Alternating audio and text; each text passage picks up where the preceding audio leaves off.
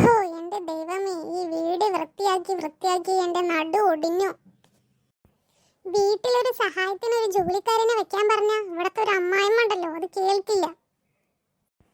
എന്തെങ്കിലും പറഞ്ഞ നിനക്ക് ചെയ്യാനുള്ള പണിയില്ലേ ഇവിടെയുള്ളൂ. ഓ പിന്നെ ഇനി ജോലിക്കാരനും കൂടെ വെച്ചിട്ട് ശമ്പളം കൊടുക്കാനാകുമ്പോൾ ഇവിടെ പൈസ ഇല്ലാന്ന് പറയും. എനിക്ക് ആളനുസരിച്ചിട്ട് ചെറിയ വീട് കയറ്റുക. ഇത് 2 ആൾക്കാരുണ്ട്, വലിയൊരു ബെഡായി ബംഗ്ലാവും കയറ്റിയേക്കും. എന്നിട്ട് കയറി വരുന്ന മരുമക്കളെ എങ്ങനെ ഇട്ട് പണിയും ചെയ്യിപ്പിക്കും. അതിന് പറ്റിയ ഒരു അമ്മായിയമ്മ. എന്താ മരുമോളെ പിറുപിറുക്കുന്ന ഒറ്റയ്ക്ക്? ഒന്നുമില്ല അമ്മ. വലിയ വീടായതുകൊണ്ട് തുടയ്ക്കാനും എടുക്കാനും പിടിക്കാനൊക്കെ ഭയങ്കര സുഖമായിരുന്നു എന്ന് പറയായിരുന്നു. അതുകൊണ്ടല്ലേടി മരുമോളെ നീ ജോലിക്ക് ആളെ വെക്കി എന്ന് പറയുമ്പോൾ ഞാൻ വെക്കാത്ത. എനിക്കറിയാം നിനക്ക് ഈ പണികളെല്ലാം ഇഷ്ടമാണെന്ന്. റൂമുകളെല്ലാം തുടച്ച് വൃത്തിയാക്ക്. ഹോള് മാത്രമല്ലേ ഇപ്പോൾ കഴിഞ്ഞിട്ടുള്ളൂ. ഇനി നല്ല വീതി വിസ്താരത്തിലുള്ള റൂമുകളുണ്ട്, അടുക്കളുണ്ട്. അടുക്കളയിൽ തൊളിച്ചു വെച്ച പച്ചക്കറിൻ്റെ വേസ്റ്റും കീസ്റ്റും പാത്രങ്ങളൊക്കെ ഒരുപാടുണ്ട്. അതൊക്കെ പോയി വൃത്തിയാക്കിയിട്ട് വാ.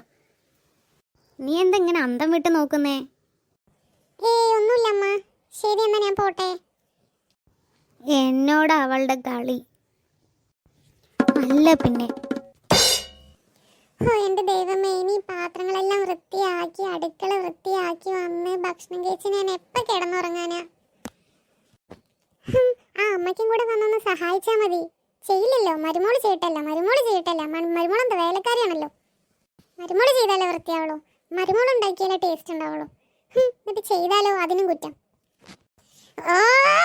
എനിക്ക് ഭ്രാന്ത് വരുന്നുണ്ട്. എല്ലാ പണികളും ഞാൻ തന്നെ ചെയ്ത് കാണിച്ചു കൊടുത്തു അവർക്ക് ആദ്യം തന്നെ. അതപ്പോൾ എനിക്കിപ്പോൾ കിട്ടിയ 8ന്റെ പണി. അമ്മയല്ലേ പാവല്ലേ എന്ന് വിചാരിച്ചു. അങ്ങനെ ചെയ്യേണ്ടിയിരുന്നില്ല. എന്താ മരുമോളെ ഇവിടെ നിന്നും പെറുപിറുക്കുകയാണല്ലോ? നിന്റെ മുഖത്ത് വല്ലാത്ത ദേഷ്യഭാവം. ഒന്നുമില്ല അമ്മ, അമ്മയ്ക്ക് തോന്നിയതാവും. അമ്മയ്ക്ക് അങ്ങനെ തോന്നുന്നില്ല. അമ്മയ്ക്ക് ശരിയായ കാര്യങ്ങൾ തന്നെ തോന്നാറുള്ളൂ കേട്ടോ. എങ്കിൽ പിന്നെ അമ്മയ്ക്ക് തോന്നിയത് തന്നെ ആവും. ശരിയായതൊന്നല്ല, അമ്മയ്ക്ക് തോന്നിയതാവും. പാത്രങ്ങളൊക്കെ കഴുകി വെക്കി വേഗം. കഴുകാൻ പോവായിരുന്നു, അപ്പോഴാണ് അമ്മ വന്നത്. അമ്മ പോയിക്കോ, ഞാൻ കഴുകട്ടെ.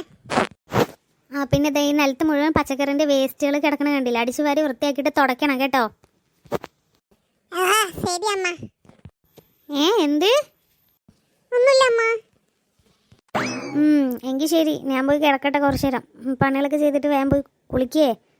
എന്താ വെച്ച് ചെയ്. ആയിക്കോട്ടെ അമ്മ. പണി ചെയ്യിപ്പിക്കാൻ തളയ്ക്ക് എന്തൊരു സ്നേഹവും ഒലിപ്പിക്കലാണ്. പണി ചെയ്ത് കഴിഞ്ഞാലോ പിന്നെ വന്ന് നടന്ന് ബാക്കിൽ കുറ്റം പറയായിരിക്കും. നീ ചെയ്ത് ശരിയല്ല എന്ന് പറഞ്ഞിട്ട്. ഇന്നൊരു 10 മിനിറ്റ് സ്വസ്ഥമായിട്ടൊന്ന് കിടക്കട്ടെ. പണി ചെയ്ത് എൻ്റെ നടു ഒടിഞ്ഞു.